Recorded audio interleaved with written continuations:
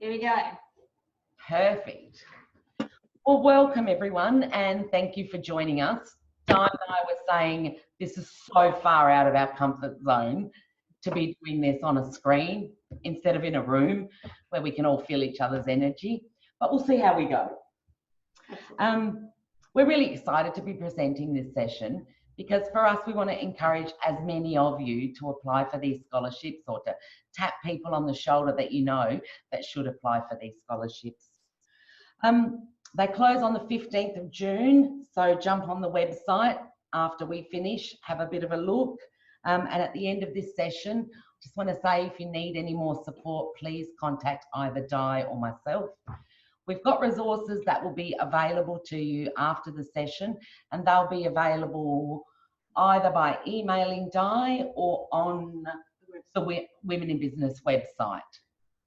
Okay. Can everybody hear us okay? Can I have a thumbs up? Yeah. Yep, all good? Awesome. Yep, no problem. All right. We're going to share some documents. So you'll just have to excuse our lack of technical skills in this particular area, but we'll give it a good bash. So, yeah, are you ready? Right, I'm ready. Let's do it. It's a split session. Toni's going to take us through the actual application process and really help you with how to respond to the questions to give yourself the best possible chance to be kept in the yes pile for consideration for one of these two amazing scholarships. And then once she's done what she gets through, and maybe I won't be able to keep my mouth shut and jump in a bit too. Of course you won't. That's just who I am. And we're trying to self-distance as much as we possibly can, but you know, I'm sure that's about 1.5 meters apart, but we'll probably come in nice and close as well. So yeah. But anyway, are you ready to get going? Yep. Perfect. Yep. All right, so here's our first screen. Okay. I'll just stop that for a second, and I'm just going to go slideshow from the beginning. Just, as I said, you had to bear with me. Share screen. That one. Okay, so I'm going to get really smart here and look at all of you there. All right. Can everyone see that PowerPoint? Yep. Yep. Beautiful. All right. Damo, before you disappear, can you show me how to get more people up on the screen? I've got that one up there. Yep, so move your window. Yep, and now drag out the bottom of the corner. This one? Yep. Oh, There we go. amazing. Can Damo say that louder so we all know for our meetings? Let me tell you, ladies, every business needs their very own Damien because he saves my bacon all the time. And if you can teach me anything, I tell you what, everybody else will be an absolute breeze. So take it away, Toni. Beautiful. Okay, let's start with what scholarships are available. And guys, I don't know if you've had a chance to have a look at the two scholarships. One is the Entrepreneurial Scholarship, and just have a look at the prizes that go with it. It's a year's membership with Women in Business. It's got a coaching and mentoring element with Duncan Redman from Dare to Dream. It has a $750 contributor for a training program of your choice, funded by Flinders University, and a complimentary pass to one of the Women in Business events. The Business Booster Scholarship has got all of that, plus it has a marketing package from Southern Cross Austereo. So they're fabulous prizes. I think the really exciting one is the coaching and mentoring and being able to put $750 towards a training program of your choice. Duncan Redman's been involved with supporting the scholarship now for the last 3 years, and all of the previous candidates and winners that have been involved who have been successful with the program have just had glowing feedback and reports about how how they connected with Duncan, and he really sort of was able to add significant value. So we're really very lucky to have Duncan continue his involvement with our network. Yeah. So if you're sitting there saying, well, is it for me? I don't know. Over the years, I've heard all sorts of things like, oh, I'm probably at the wrong end of my career, either not long enough in business or too long in business, or I don't think I have the skills, or I don't think I can write an application. Well, what we're saying is it doesn't matter at what point of your career you're in or at what point of your business you're in. It's such a good opportunity for professional development, but it's also a really good opportunity for conversations, isn't it, Di? Absolutely. And it's going to give you skills to take your business to the next level. And it's your skills that are the determining factor in the growth of your business. I also think the application process itself is really, really good because it helps you clarify your thinking. It also identifies gaps.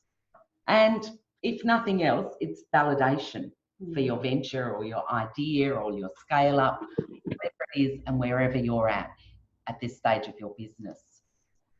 So if we look at the first one, it's the Entrepreneur Scholarship. Did I spell that right? Does anyone know how to spell entrepreneur? I can barely say. So the Entrepreneur Scholarship, I reckon if you're applying for this one, the first thing you want to do is define it for yourself. Because there's just something about the word, isn't there? I know there's almost something, I don't know, braggy about the word. Oh, I'm an entrepreneur. But it's not like that at all. So I've given my definition of what an entrepreneur is. I think an entrepreneur is someone that's in tune with their passion. They find problems and then they imagine solutions. I read something somewhere that said entrepreneurs have their best ideas in the shower. You know, that you're always questioning how something can be done better, that you get excited about all possibilities, all opportunities, that you take calculated risks and you reconcile what you want with what you're willing to risk. I remember when my husband said he wanted a coffee shop, I said, right, I'm willing to lose $50,000. That's it. And he said, you want me to open an entire business with $50,000? And I said, yeah, because that's all that I'm willing to lose. I think an entrepreneur reinvents, changes, and thrives on competition, but above all, they execute. And I read this great quote that entrepreneurship's a race to catch up with your dreams. So if you're thinking of applying for the entrepreneurial scholarship, think about the qualities that an entrepreneur has and where you sit with those qualities. Because you will be asked to describe yourself as an entrepreneur. So that means you want to show that you understand what an entrepreneur is and that you know your strengths and your entrepreneurial skills. So this is the bit where you might phone a friend and say, look, here are 10 skills that an entrepreneur has. What do you think my top 3 are from this? And then you'll be asked to demonstrate those qualities through examples. Well, actually, even if you're not asked, because I'm not on that group, so I don't even really know, even if you're not asked, then to do a really good submission, you show your understanding and then you demonstrate it through examples. And if you're still sitting there saying, well, I'm not an entrepreneur, I just run a business. Think about that. If you serve a group of people by producing a great product, delivering a fantastic service, and you're prepared to work your butt off in your business, then you probably really nearly are an entrepreneur. Can I just see a show of hands of how many people that are on here that we can see that are thinking about the entrepreneurial scholarship? Is there anyone that's looking at that one? So Alona, yep. Yep. Ashlyn? 1, 2, 3, 4. Who else? Annie? Natasha? Cash? Karen, is that you too? I'm sorry, maybe. Yeah, that's right. I'm just curious so that we've got a bit of an idea. Hey, welcome, Lydia. How you doing? Lydia, yours has just joined us, so welcome aboard. So all of those people that put their hands up that said, yes, I might think about the entrepreneurial one. I'm going to attempt to go back to the slide before. Oh, done. Yay. So if you look at just those little criteria there or characteristics of an entrepreneur, how many of you can find at least 3 where you say, yep, that's me? Yes. Yep, Yep, beautiful. That's what we want. that's what we want. Nice. Beautiful. So moving on, you will be asked to describe the service or product. And that happens a lot. Describe the service or product that you offer. And so by the time you've said, I'm a cafe and I offer breakfast, lunch and dinner, and then I always think, well, what do I write next? You know, what else do I put in there? So I'm asking you to think about what you offer, your service and product or product, in this way. Think about what stage you're actually at in the offering of your service or product, because this is going to give you clues for the next question about priorities and challenges. So you might be at the development stage. So at this point, your product or service is only an idea. Therefore, you're investing heavily in research and development. Is anyone at that stage? Ashley, beautiful.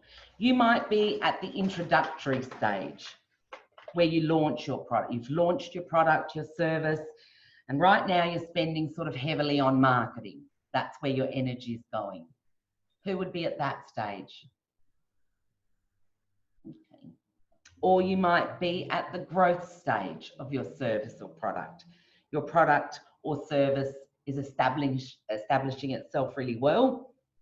You don't have a lot of competitors out there. Sales are growing. Profit margins are good. Right now, you're spending heavily on reducing your costs or preparing to scale up. Who would say their product or service is at that stage? Yeah. Yeah. And I know I'm just throwing these at you, and really it's about sitting back and sort of thinking about it. It's about reflecting. It's giving you something to gauge where you're at. Or maybe your service or product is at the maturity level, where sales growth is maybe slowing. You have been able to reduce costs, but lots more competition has arrived on the scene, which has driven prices down. So you're at that, oh, I don't want to say the word pivot, but you're at that pivoting stage or that reinvention stage. So whenever, and whether it's for this submission or any other submission, whenever you're asked to describe a service or product, I always think it's really important that you go beyond just saying, this is what I do, and you can describe at what stage you're actually at. Absolutely. Does that make sense, I'll guys? put my hand up for maturity. Who's putting their hand up for maturity? Karen. Karen? Karen, that's so me. Hello, Karen. Hi, Toni. COVID has actually given me a whole different aspect of my business that I'm excited to explore. Oh, that's fantastic. So yeah, I'm at maturity. Definitely, in all aspects. Beautiful. Now, you're also going to be asked about your target audience. I always feel like a bit of a phony when I talk about target audience, because anytime I filled in any submission and they ask me about my target audience, I want to say, well, everyone. And everyone can't be your target audience, especially given the current state of our economy. We have to have a really well-defined target market. So your target audience isn't everyone. And for you to be able to do this bit of your submission, you really want to drill down and say, who is my regular customer? And the better you understand your target market, then the better you're actually going to be able to spend those marketing dollars to target them. So, in answer to this question, you're actually demonstrating that you understand your customer base. So how many people would say, yep, that's really clear to me? who my customer base is. Yep. And I think for some businesses it really is. Me, I always want to say, well, in the morning it's my tradies, and then at night time, and yeah. So I've worked really hard at sort of narrowing that down and saying, absolutely, who is it? Because by defining your target audience, you're not excluding everyone else from coming. You're just saying, this is where I'm going to spend my marketing dollars. And then what I'm going to do is I'm going to look at my current customers, and I'm going to look at what they buy from me, and I'm going to look for common characteristics and interests. And I'm going to think about what else I could actually sell to them. I'm going to think about which ones of my customers bring in the most business. So when you think about your target audience and think about your customer, think about them like a friend. Who are they? What's their personality? What language do they use? How do they dress? What's their age group? Really get inside their head. What do they want and what is their motivation? So when you're writing about your target audience, this is what you're demonstrating that you do in your business, and this is the understanding that you would be demonstrating. Are there any questions, guys? Feel free, please, jump in. Just put your hand up so we can do that. So Mary's got a question. No, cool. Okay. You are going to be asked to define your biggest challenge. And they're always tricky questions because we always have multiple challenges and competing challenges in any business. And right now, I think the primary challenge on all of our minds is surviving COVID and then the recovery road after COVID. But if I can give you a tip, it would be to go back to where you talked about your product and your service that you offer and where you're at in your development there, what stage you're at, because I reckon that will give you the hints to what your biggest challenges are. And so I've just put a list of challenges that have been my challenges at different given times. So scaling without compromising on culture. I remember when we went from a small shop to a bigger shop, I was really worried that we would lose that real personal kind of touch that we had. And it did change. It does change, because when you can fit 10 customers in a store, then you know all of their names. When there's 100 customers in a store, you have to do that connecting stuff differently. So for me, that was a really big challenge. Creating scalable processes. No point scaling up if you don't have really strong processes underneath it. Increasing sales, but without spending too much to increase your sales.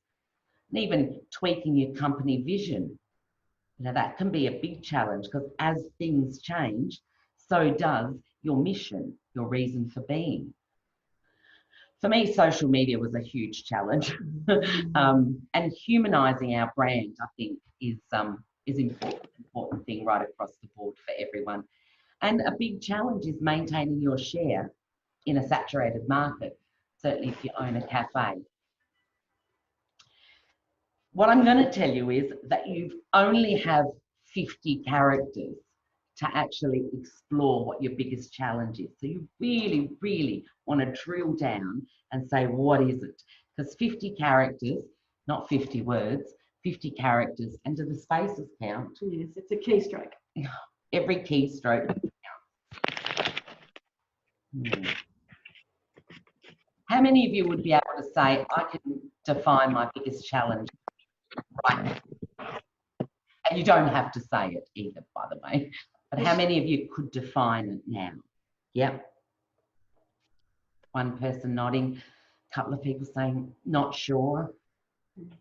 See how even the process of writing the application, or even thinking about writing the application, is just such a good process to go through, regardless of whether you put it in, regardless of whether you win the scholarship or not. Just the process. It's really fabulous to go through. It can potentially save you so much time, effort, emotion, resources. It's really important that you do think about the stuff that is dragging you down, or the stuff that's being your anchor. And therefore, once it's identified, we can do something about it. So that's the key. It's about that honesty, that reflection. It's that desire to overcome that challenge. Is it a barrier, or is it an excuse that I've used in the past? Barriers we can do something about, and excuses we can do something about. But it's actually understanding and defining exactly what's been causing you grief, so that you can move forward and overcome that challenge. So true, Di. You will be asked what you think or what you perceive the benefits of winning a scholarship would be. So my hint to you, I mean, I'm not going to tell you what you think the benefits will be. For me, there'd be words like clarify, to clarify some of my thinking, certainly some skilling. The word growth would be in there for me, nurture, and certainly connecting. But my tip to you would be to check back on your challenges. If you check back on your challenges, that's probably going to give you the information for the benefits that you would gain from something like this. So for me, it would be, say, if I was applying for this, it would be around getting skills to create scalable processes, or doing some thinking and scaling.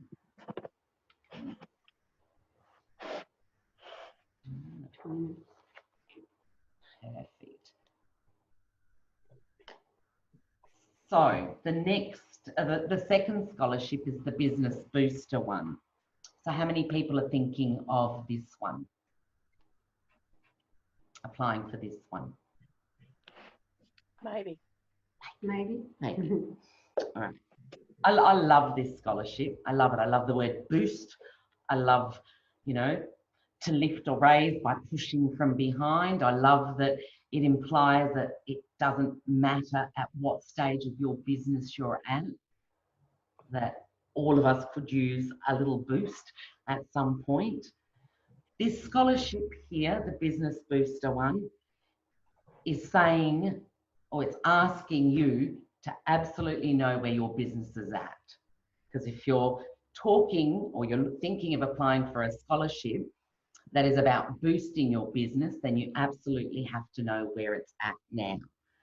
So that would imply that you've got some sort of reflective or review processes in place for your business. And that could be weekly financials that you look at. It could be customer and staff feedback. It could be internal audits that you do. It could be an occasional mystery shopper that you bring in. There's lots of different ways to be reflective and to review. But I think if you're looking at this Business Booster scholarship, that's a priority, that you can show that you have reflective processes. Also that you have clarity around your purpose, like why your business exists. Also, you would be showing your capacity to plan and your capacity to set priorities.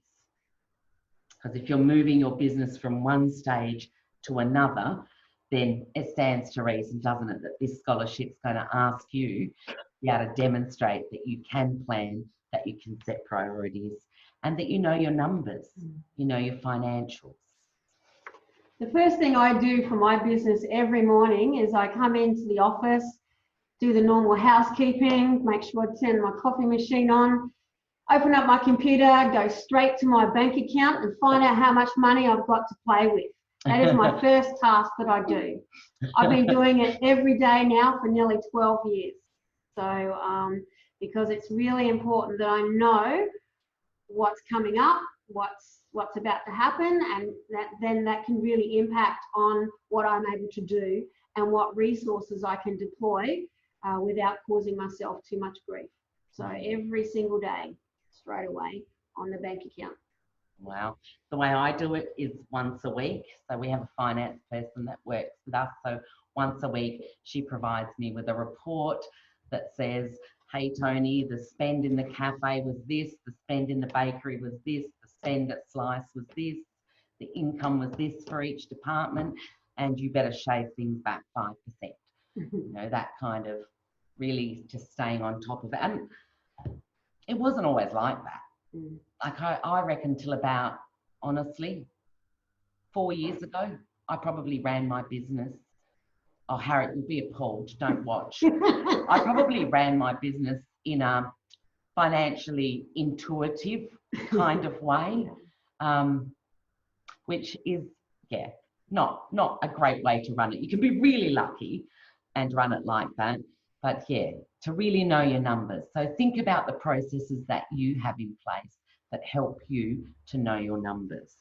Just on that, for my business, we track on a monthly basis how much time each of my staff members are spending seeing clients or traveling or processing paperwork. So at any given month, I know exactly what income's being generated and how much it's actually cost me and what we need to do to shave as well. You know, you've heard me say for many, many years, I'm a KPI chick, and that's exactly what it is. It's about really knowing your numbers and what you can do to really increase on that, and comparing your data versus last year, and making sure that you're comparing apples with apples, because it's really quite challenging. And without doubt, any existing business at the moment and the impact of COVID-19, the numbers are looking very, very grave, and that's quite scary. So when we get through COVID-19, it's really important that we do that reflection, that you understand that you're comparing a non-COVID time to a COVID time, you know. So it's really important that it's apples versus apples, because otherwise it can cause so much worry and stress, and that can then lead to really silly decisions being made, and that's not good for anyone. So clarity is really very important. You will be asked to describe your business journey. So, how do you do that? Have you ever been to those conferences where the person that's running them says, let's go around the room and we'll all introduce ourselves and tell our story, and sort of 35 minutes later you're sitting like this? Yeah. So think about your business story, and a good business story takes your reader on a journey, and it really gives them a glimpse of who you are. So there has to be emotional buy-in from the reader. And I think just reading your story should make people feel good and excited and start imagining how amazing it would be to work in your business. So think about your business story and how you might write that. Think about your journey.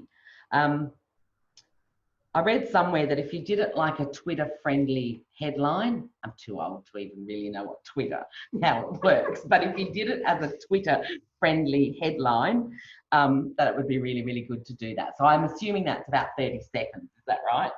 Yeah, or the equivalent, the written equivalent of 30 seconds. So that you should be able to describe your product or your service in sort of 140 characters or less. Yeah, short enough for a tweet. So maybe I'm going to show you a couple of different ways that you might do that. You might describe the 4 key moments, or you might identify, first of all, 4 key moments in your business journey and craft your story around them, and decide which details actually bring your story to life.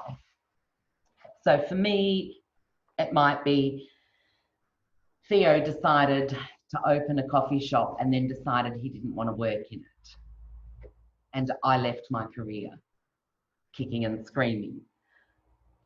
A man walked in off the street, said he was a sourdough baker and was looking for a bakery. We didn't have any machinery or anything, but we gave him a job.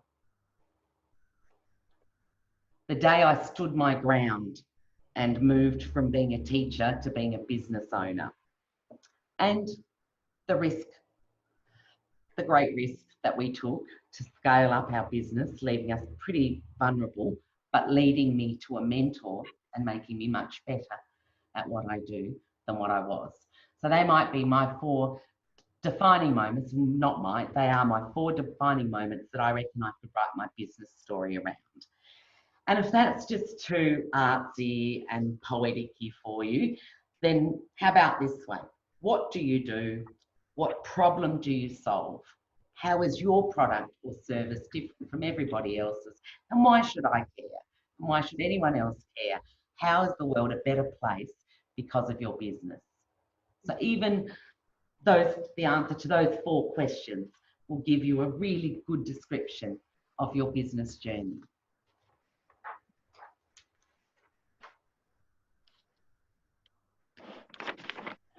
Always you're going to be asked to project forward when you're writing a submission. And I think for anything I've ever written a submission for, you'll be asked to project forward. Where will your business be in 5 years? Where will your business be in 10 years? They're tough questions to answer, aren't they? Because right now we're not sure where our business will be next week, let alone 5 years or 10 years. So it's kind of, so it's a tough time to do it, but you have to, I don't know, step out of the daily grind right now and be able to project forward. So this is a vision question. This is saying you have a vision. So this is saying you have an audacious and really compelling story of your future and compelling vision. So how do you get to a vision? How many of you have a business plan with a clearly defined vision? Or how many of you are working on that? Yep, working on that. Well, here's a couple of activities. You can tell I used to be an English teacher, can't you? This is how I do things. If it's too hard to go, and this is where I picture my business in 10 years' time. I always think a little bit of creative stuff just to get you thinking is a good way to approach it. So 4 tasks that you could do, 5 minutes each. Imagine a future world in which your business is absolutely dominating the market. What does this world look like, and what is your business doing to be able to dominate the market?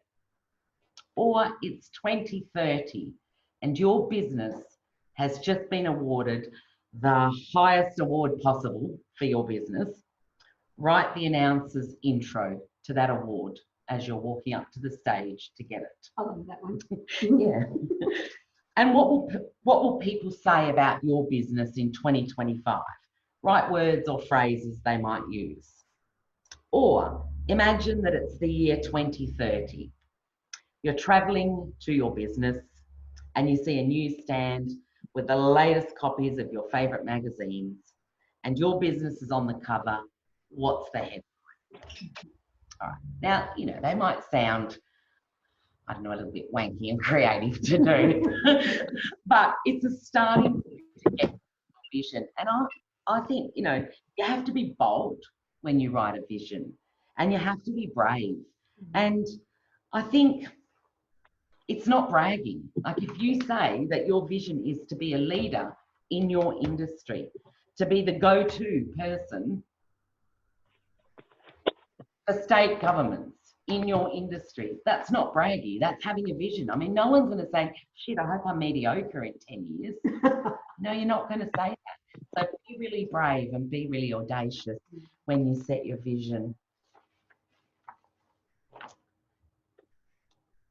At some point, you're going to be asked to define priorities when you're writing an application and a submission. It's so hard, isn't it? Our list of priorities are this long. What we know for certain is that we can't do everything. Not at the same time anyway. So this is asking you to prioritize. So start with, why does my business exist, or why does my company exist? And why should anybody care? Because that's your mission. That's your really hardcore, why do I exist? And then focus on what is it that will actually grow change? Because that's what we all want in business, to grow. You're either growing your brand, or you're growing your revenue, or you're growing your team. It's all about growing. So focus on what will help you to grow change for now. Those priorities are going to come from your business plan. Now, who has a business plan? No judgment. Who's going to have a business plan? Everybody, love those hands. Yeah, and I'm going to leave that there because Di's going to talk about business planning, and this is really closely linked to that. So again, you'll be asked definitely about benefits. I've just put the same. When you're doing your business booster one, when you're talking about benefits, the benefits of winning a scholarship, check back in with your priorities.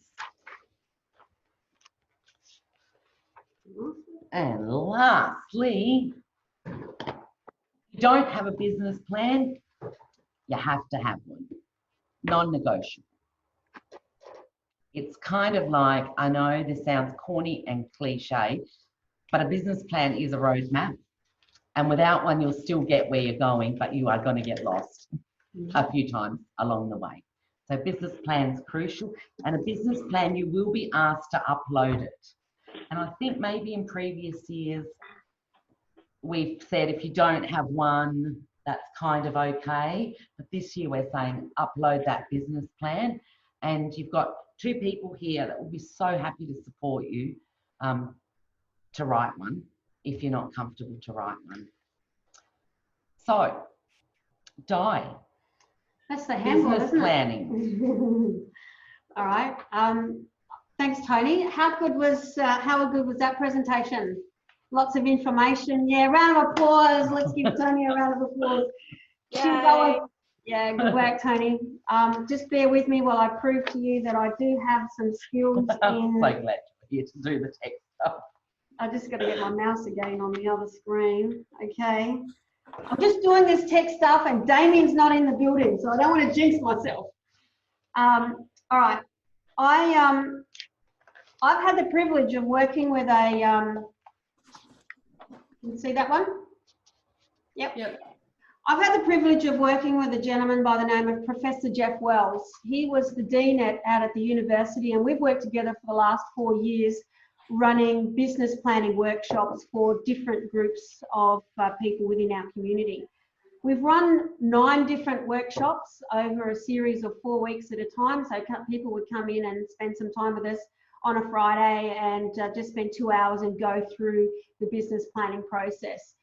And one of the most amazing things about Professor Jeff Wells is he's an incredible researcher, much better than me. So he's been researching a zillion different types of documents, and he's come up with, and I absolutely agree with him, this particular document here, the Prince's Trust Business Plan.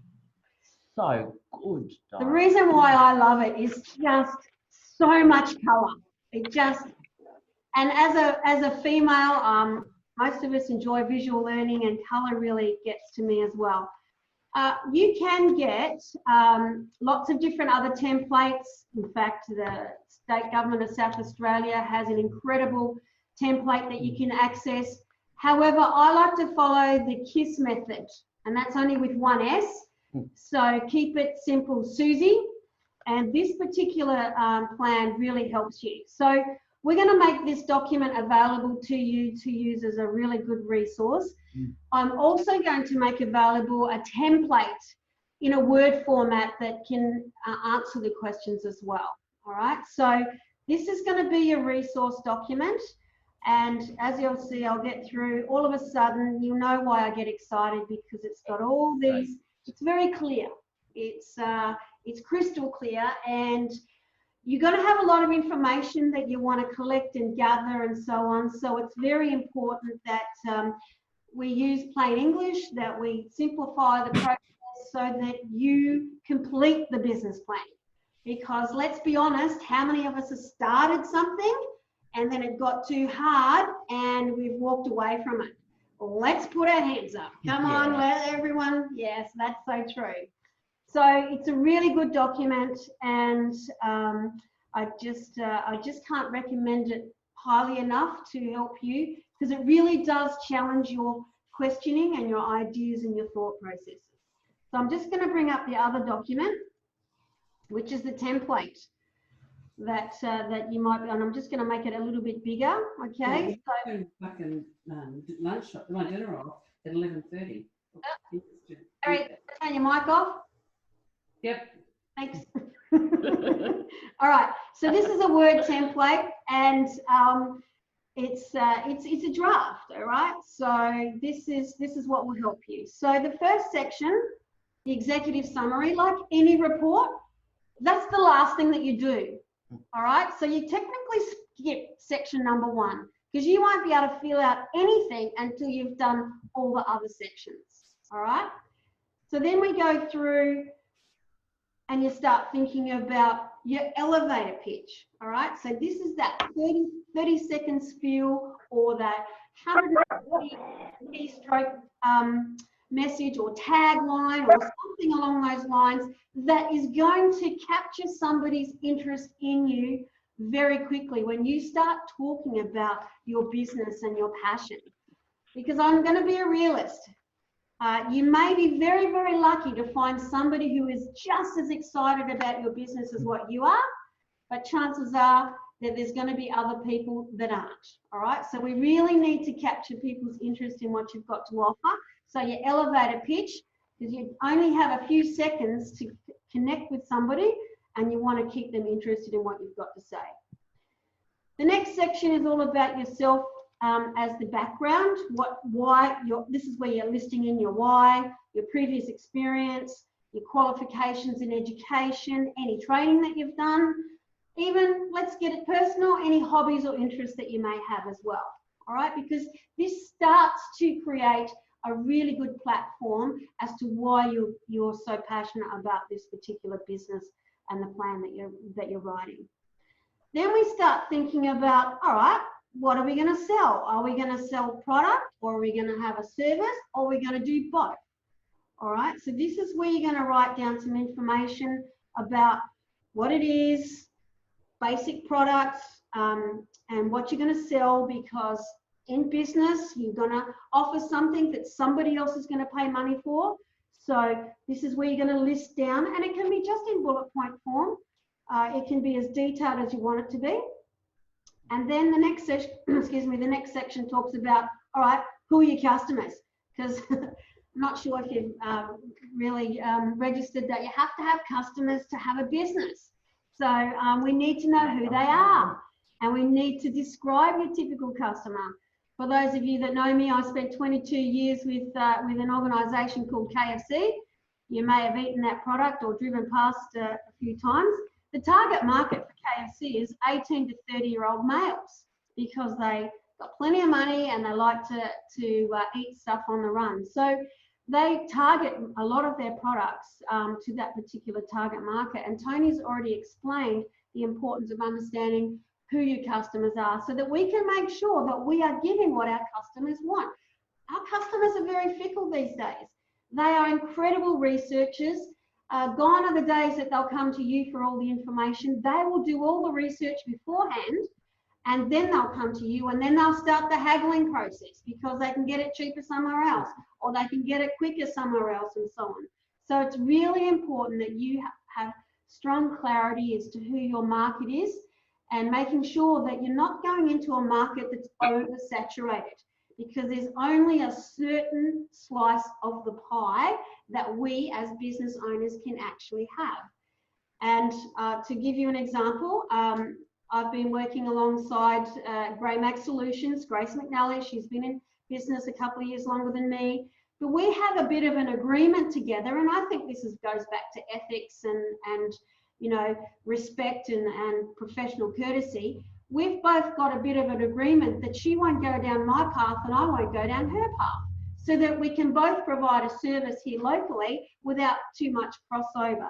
So, you know, really making sure that the slice of the pie that you can access as a business owner is something that you can make money out of. All right, so how many customers do you have waiting for you, or that you've had in the past? Really good information about your customers. The next one is about the research. I've touched on that a little bit. This is where you need to really do your homework. And no, don't just ask people that love you, all right? Because they're sometimes going to tell you exactly what you want to hear, all right? They don't want to cause any grief or friction. But this is where you need to challenge yourself and make sure you have used as many different sources of information to do your research, and challenge that source as well to make sure you've got some facts. Marketing strategy, which Toni touched on before, of course, word of mouth is the best form of advertising, because we've got to, it can be quite expensive, but are we going to do any advertising? Are we going to do any leaflets, business cards? Are we going to have our own uniform? One of the decisions that I made when I started Monty Training Solution was we were going to wear a uniform. And so then I didn't have to worry about what we were going to wear. And because I was starting the business, I got to choose the colours. And that's why we have orange, and that's why we have pink. One of the other great marketing strategies that I've had from day one is these amazing Monty pens. People tell me that they're the best pens to write with. I can't get them anymore, so now I've got a new version. But of course, it's about having stuff that reminds people of who you are when you're not in front of them.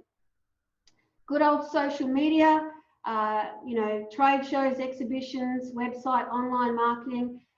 There's some really good courses coming up through Regional Development Limestone Coast that can help you if you need some help with your website. So there are an amazing amount of resources that can help you there. We've got some incredible members within our organisation and our network that this is their areas of expertise.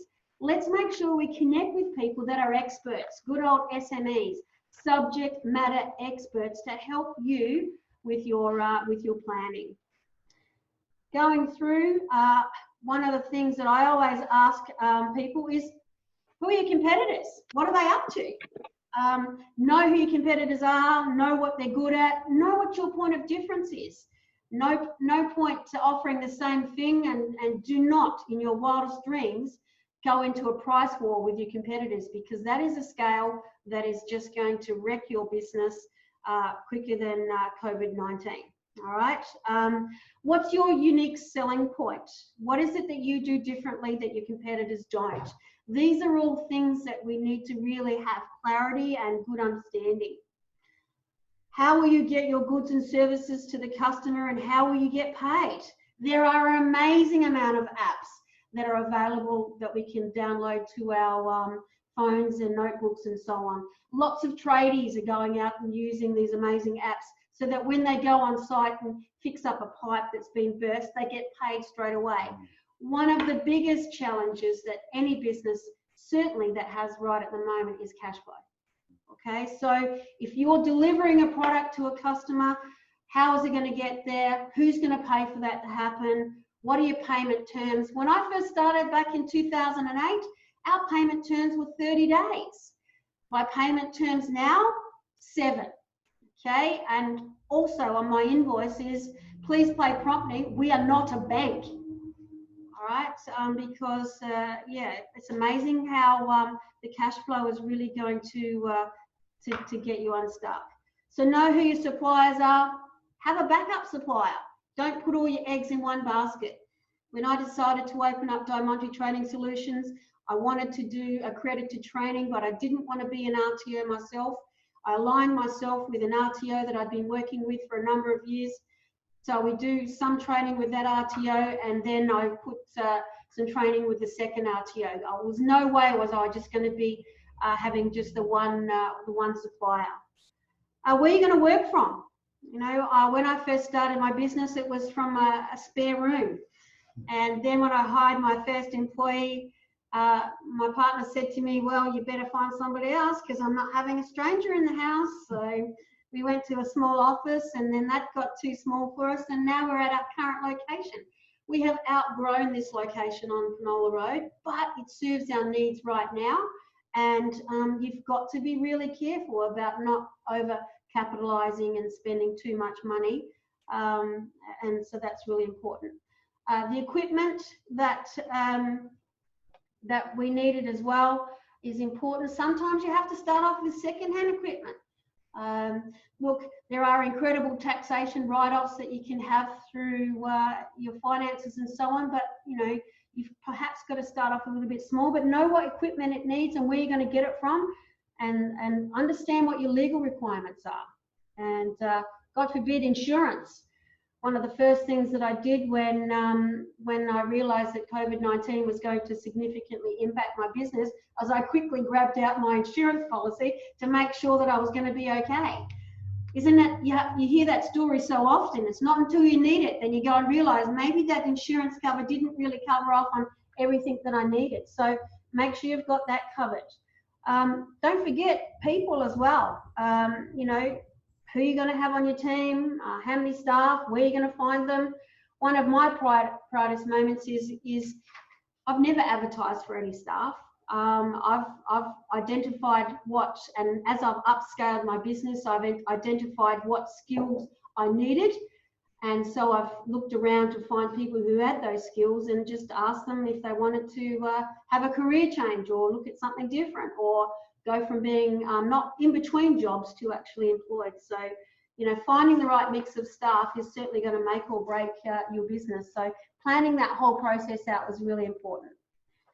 Product costing, we're just starting on the financial stuff now, okay? So this is where you need to do some really nitty-gritty crunching of numbers. And I'm more than happy to share you with an Excel spreadsheet that will help you tap in those numbers, because out of all of the business workshops that we've done, pretty much every person gets to section 9 really easily. And then as soon as you start talking numbers, everyone drops away. All right, so this is really very important. Your costing, your pricing, how much it's going to, you know, cost to produce, what kind of scale up that you're going to do. Profit margins, really very important. You know, what's your markup going to be? Once again, how do you compare with your competitors? Because your customers will know. They'll know what your competitors are offering, so you need to be confident as well. So I used to have people come into my business and they used to say, well, I can get this from somewhere else. And I'd actually have a folder in my filing cabinet at reception where I would keep hard copies of any advertising that my competitors were doing, so that I could actually say to the client or potential client, well, thanks so much for coming in. I just wanted to just clarify exactly what my competitors are offering, because sometimes people get their stories mixed up, and it's really important that you know what your competitors are up to and so on. If you're going to invest in $1 for your business, you have to get a return on that investment.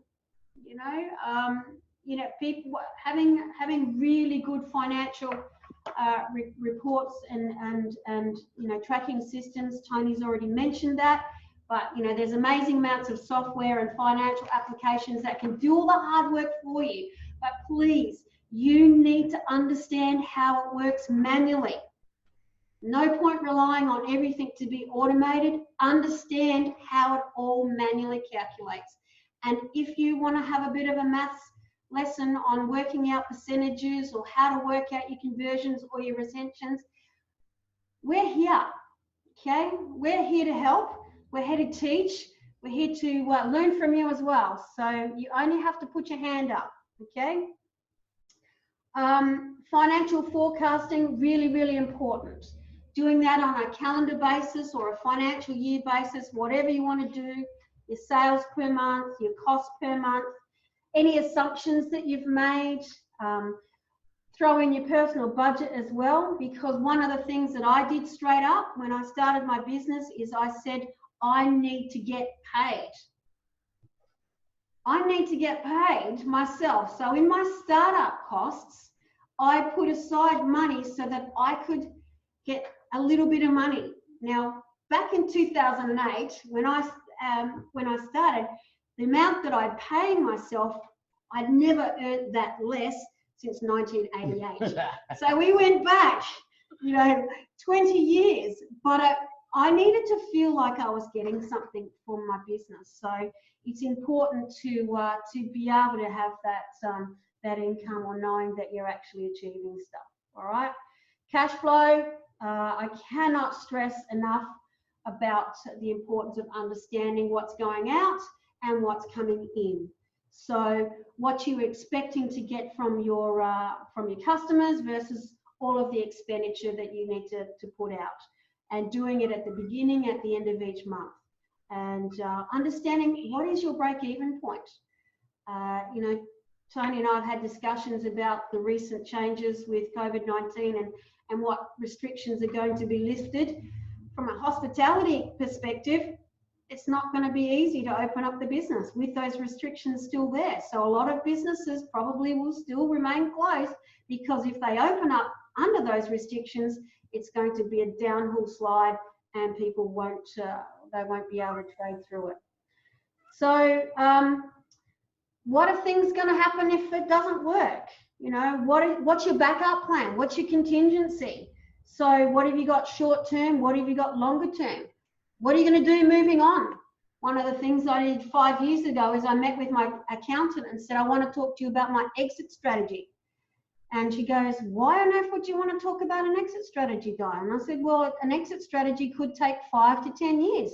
And I need to have in my mind a bit of a plan as to how I'm going to take a step out of Di Training Solutions, and then what I'm going to do myself from a career perspective. So having that exit strategy is really very important. All right. Some positives to take away and all that. And there we have it. So that's a good document, Di. You can see that if you've worked through a business plan, a document like that, you actually have all of the information in there to be able to write a submission for anything. All right, ladies. All right. How quickly did that 55 minutes go? It went really quick. Well, we're saying that. We're not sure if it went really quickly for you guys. Yeah, right. Questions? Yeah.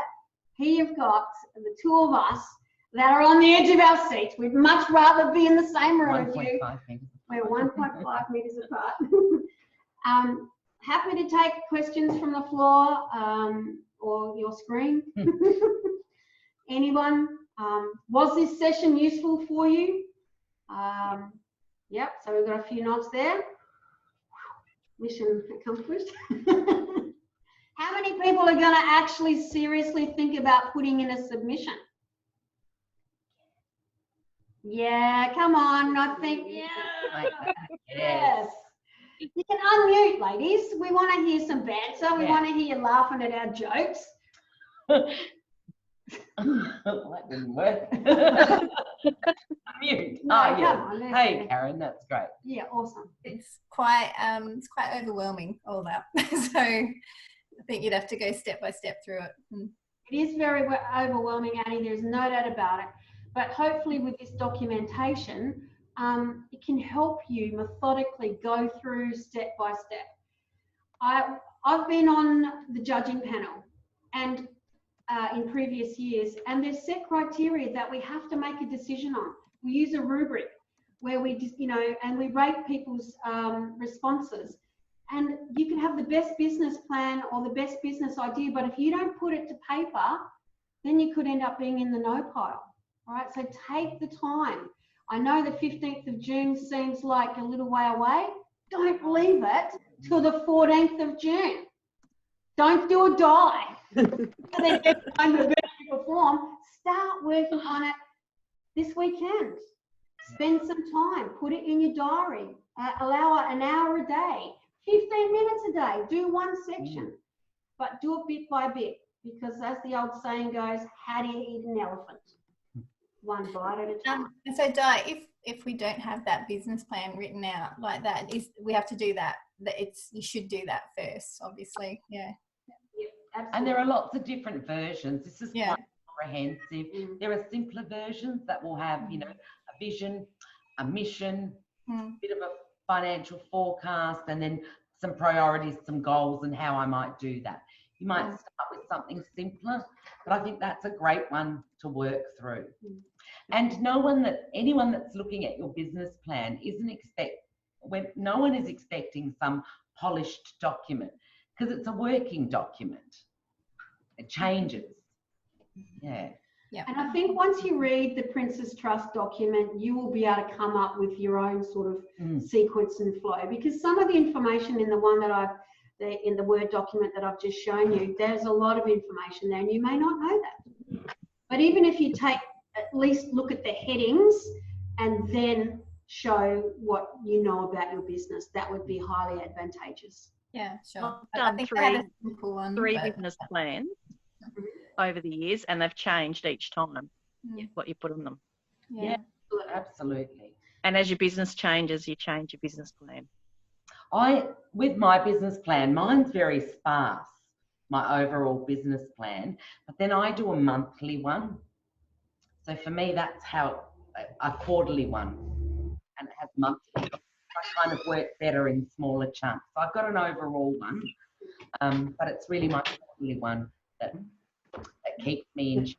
And I'd be happy, Annie, I'm sure we've got email addresses, or we should be able to get them. I'm happy to my version to you, or to anyone actually, just to have a look at different versions of it, or we could pop that one up on the website as well.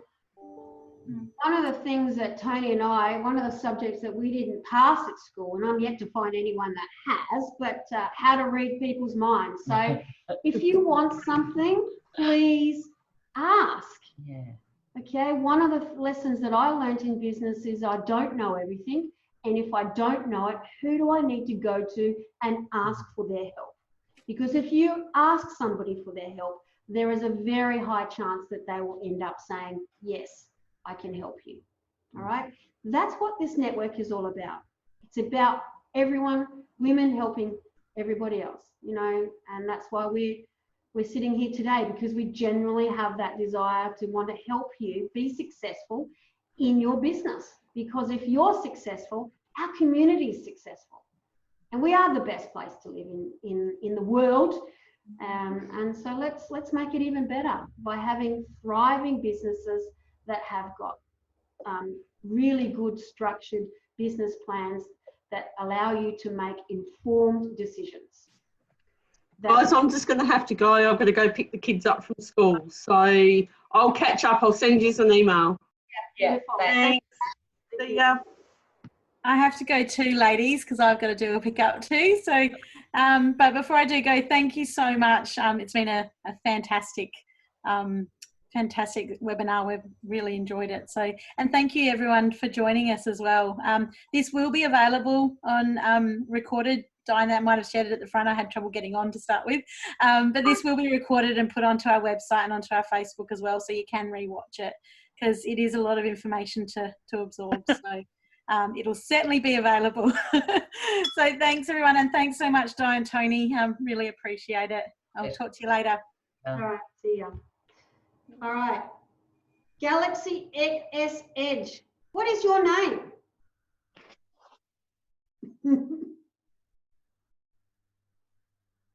Unmute, please, so that we know, because That's all frozen now, hasn't it? yeah, she's not there. We've got everyone else's. Kerry, Cindy, thumbs up, cool. I just wanted to know who Galaxy S Edge was. There we go. She's changing. Delphine Small Space Studio. Oh, Josephine, cool. Delphine, That's it. Yeah. Beautiful. Thank you very much, Delphine. Okay, Awesome. beautiful. All right. Well, we're all busy women, so let's just say love and leave you. We'll get the documents onto the website, and we'll stop the recording so that's on the website and Facebook. And you know how to find us. Di Monty, Toni at Metro. We're here to help. And thank you so much for investing an hour and a bit of your time with us. We really appreciate it. Please. Thank you. Thank you. Thank Thank you. you. All right. So end recording.